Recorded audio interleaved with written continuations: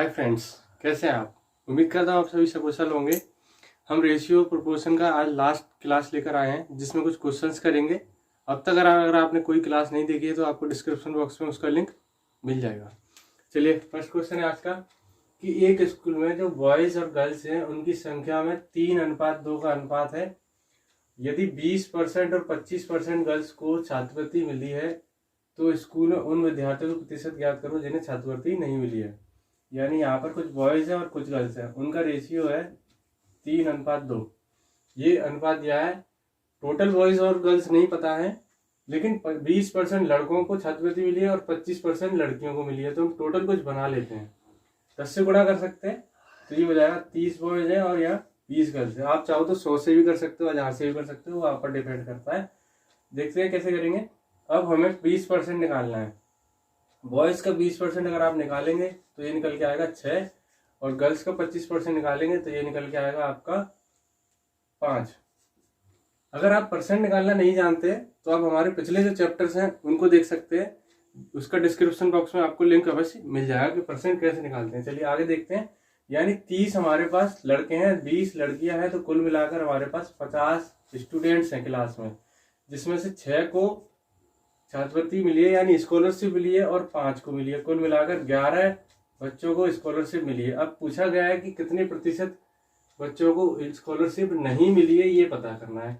अब 11 निकाल दीजिए आप 50 में, तो बच्चे कितने, 39 बच्चे जिनको नहीं मिली है। कितने में से, 50 में से गुणा कर दीजिए 100 से।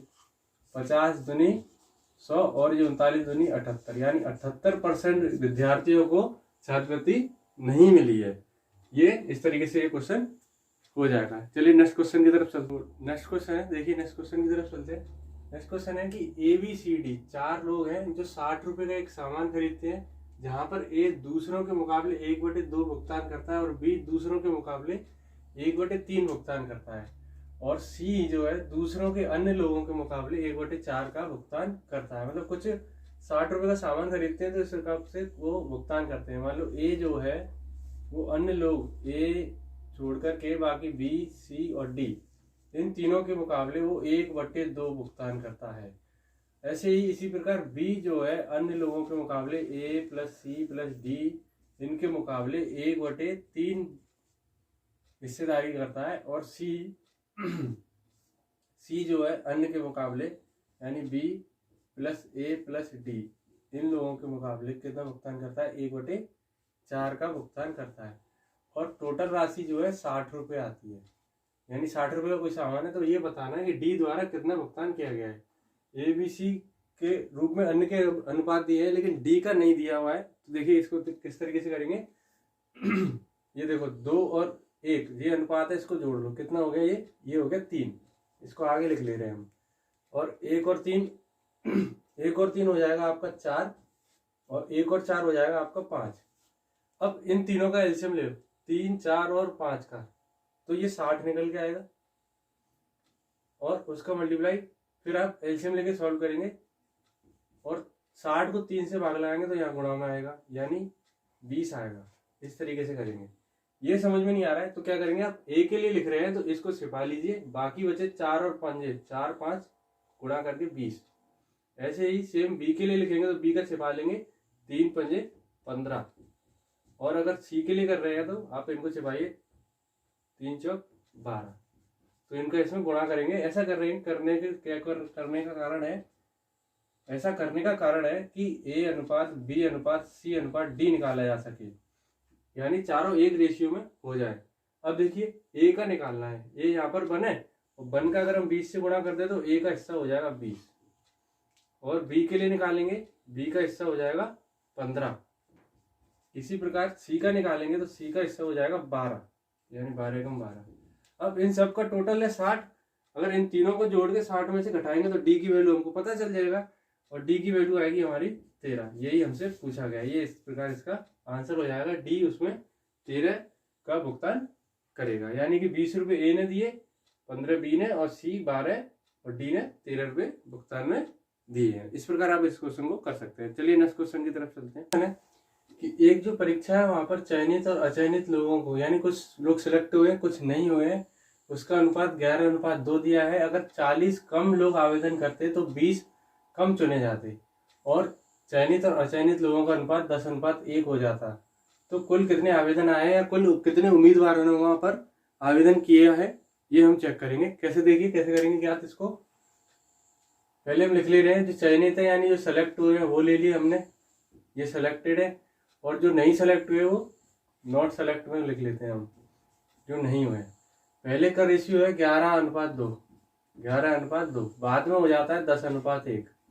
अब 40 कम लोगों ने आवेदन किया, ये टोटल में से 40 आया है, तो हम पहले इनका टोटल बना लेंगे। टोटल कैसे बनाएंगे, 11 और 2 यानी 13 और 10 और 1 11, ये टोटल बन गया। अब यहाँ पर क्या कहा गया है कि चयनित अचयनित लोगों का अनुपात ये 10 और 1 है, तो ये टोटल आपने बना लिया। यहाँ से क्या करेंगे, यहाँ पर आप जो नहीं सेलेक्ट हुए हैं उनकी बात करेंगे, क्योंकि यहाँ पर 20 कम चुने गए हैं, 20 कम चुने गए हैं, तो यहाँ पर 2 और ये 1 आ जाएगा, 2 और 1 इस प्रकार आ जाएगा। अब यहाँ पर अगर 40 लोग कम आते तो कम चुने जाते कितने, 20, ये आ गया इस प्रकार। अब आप क्या करेंगे, इनको जो पिछले क्वेश्चन किए थे उनकी तरह ही करेंगे, 13 का गुणा करेंगे 1 से यानी 13 और इससे 22 से, इसका अंतर लेंगे तो ये अंतर आ जाएगा आपका 9 अंतर आ जाएगा। अब ऐसे ही इसका मल्टीप्लाई करेंगे तो ये हो जाएगा 220 और 40, 220 और 40 का अंतर लेंगे तो आ जाएगा 180, यानी 9 बराबर आ गए 180 के, यानी 1 बराबर आ गया 20, यानी एक अनुपात की वैल्यू आई है 20। और आपको टोटल निकालना है, टोटल है आपका 13, टोटल ही तो निकालना है, कुल कितने आवेदन हुए, तो 20 का गुणा 13 से कर देंगे। आपको इस प्रकार पता चल जाएगा कि 260 वहां पर आवेदन हुए हैं, यानी 260 उम्मीदवारों ने अपनी किस्मत को आजमाया है। चलिए नेक्स्ट क्वेश्चन की तरफ चलते हैं। हमारा कि दो मित्र हैं, ए और बी की दोनों की बचत का अनुपात दिया है 5:6। यदि वे अपने किसी अन्य मित्र के लिए कोई सामान या गिफ्ट लेते हो तो उसको वो 4:5 में बांट लेते हैं, यानी कोई सामान खरीदे ला रहे हैं अपनी बचत में से, जिन्होंने पैसे बचाए हैं उसके बाद उसमें कुछ सामान लाए, उसमें भी उन्होंने हिस्सेदारी की है दोनों ने, ए और बी ने। इसके बाद यदि ए के पास अपने कुल हिस्से का 3/4 भाग बच गया और बी के पास 497 रुपये बचते हैं, तो बताइए सामान की कीमत क्या थी, या जो सामान वो खरीद कर लाए हैं दोनों मिलकर के वो कितने रुपए का आया था, ये पता करना है। चलिए देखिए कैसे करेंगे इस क्वेश्चन को, कि ए और बी का अनुपात दिया हुआ है हमको 5:6, ठीक है। अब जो सामान है जो खरीद कर ला रहे हैं वो, उसमें उनकी हिस्सेदारी है ए और बी की, वो है आपकी 4:5 की।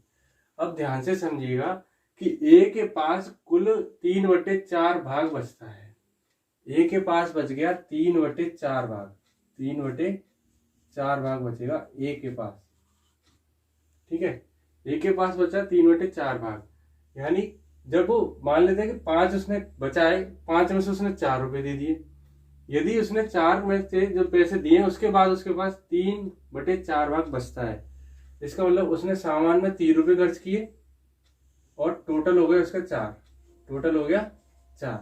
तो जो गिफ्ट है, जो सामान है उसने जो खरीदा है, वो उसने 1 रुपए का खरीदा है और फिर बचे उसके पास 3 रुपए, यानी ये बच गए हैं पैसे, खरीदने के बाद बचे हैं 4 में से। तो ए के पास थे पूरे 4, ए के पास थे पूरे 4, जिसमें से 1 उसने सामान में लिए और 3 रुपए बच गए उसके पास।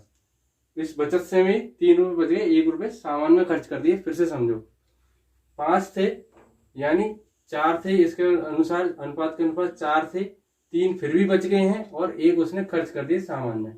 अब यहाँ देखो, यहाँ कहता है कि ए का हिस्सा 5 बचा है, लेकिन यहाँ कहता है कि ए का हिस्सा 4 बचा है। इन दोनों को एक सा करने के लिए आप इनका एलसीएम ले लो, 4 और 5 का 20 आ गया, यानी 20 की वैल्यू 1 के बराबर हो गई 20। ये हम मान के चल रहे हैं कि जो गिफ्ट है वो 20 रुपए का है अभी फिलहाल में। इस हिसाब से उसकी बचत हो गई, जब 20 आया 1 की वैल्यू, तो ये हो गया 60। कितना होगा, 60। अब ये दोनों को अगर हम जोड़ दें तो हो जाएगा 80, 80 यानी कि इस 4 के बराबर हो गया। अब यहाँ से देखो तो ये 4 है वो 80 के बराबर है, और ये दोनों की रकम यानी बचने की कितनी है, वो भी बराबर है। तो जो 80 है वो 5 के बराबर होगा। इस हिसाब से 16 आ जाएगा 1 की वैल्यू, यानी 5 बराबर आ गया 80 के, 1 बराबर आ जाएगा आपका 16, क्योंकि 16 × 5 80 होता है। इसी प्रकार जो बी की बचत है आप निकाल सकते हैं। बी की बचत होगी कितना, 6 से गुणा कर दीजिए, 6 का 16 में गुणा कर दीजिए तो 96 रुपए। ये आ गई बी की बचत, ये आ गई बी की बचत आ गई। ठीक है, अब जब बी की बचत आ गई है, ये हो गई 96, एक्चुअल में कितना है 497। ठीक है, अब देखिए सामान की कीमत पर आ जाइए।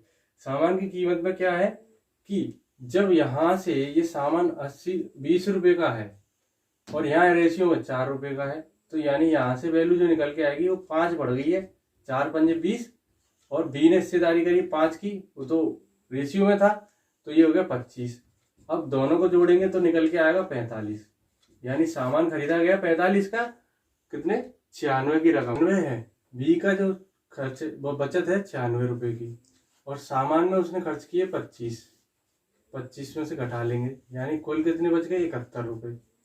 हमारे हिसाब से 71 रुपए उसके बच गए, लेकिन एक्चुअल में 497 बचे हैं, तो ये 71 बराबर होंगे 497 के। 71 बराबर होगा 497 के, तो 1 बराबर निकल के आएगा 497 बटे 71। इसको डिवाइड करेंगे तो ये निकल के आ जाएगा 7 निकल के। अब पूछा कितने का है 45, हमारे जो ए और बी जो सामान है वो 45 रुपए का है, तो 7 का 45 से गुणा कर देंगे तो ये निकल के आ जाएगा 315। इसका अर्थ ये होगा 315 में वो सामान खरीदा गया है। चलिए नेक्स्ट क्वेश्चन की तरफ चलते। क्वेश्चन है वो क्वेश्चन जो आपको पिछली क्लास में होमवर्क दिया गया था, अब वक्त है उसको करने का। चलिए देखिए कैसे करेंगे। इसका आंसर 42,000 है, जो कि पिछली क्लासेस में कमेंट बॉक्स में कई विद्यार्थियों ने, स्टूडेंट्स ने उसका आंसर राइट दिया है।